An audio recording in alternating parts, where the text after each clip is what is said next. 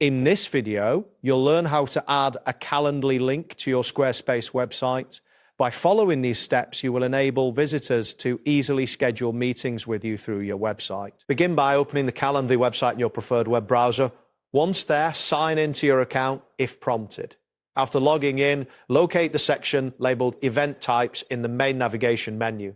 This area contains all the events you have set up for scheduling. Next, find the event type you wish to share and click on the three dots, often represented by an icon with three vertical dots. A drop-down menu will appear. In this menu, select the option labeled Add to Website. This selection will guide you to the various embedding options available for your Calendly link. Once the embedding options are displayed, choose Inline Embed and then click on the button that says Continue. After a brief moment, a code snippet will appear on your screen. This code is what you will need to copy for later use. Highlight the entire code and copy it to your clipboard. Now navigate to your Squarespace website by opening the Squarespace editor. Log into your account if you have not done so already. After logging in, find and select the website you want to edit from your dashboard. Once your website is open, locate the Edit button, typically found in the upper right corner of the screen, and click it to enter edit mode. To add your Calendly link, click on the Add Block button, which is usually represented by a plus sign.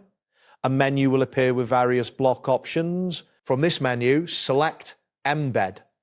Once the embed block is added to your page, you will see a button that allows you to edit the embed settings. Click this button to proceed. In the settings for the embed block, look for the field labeled Button Link.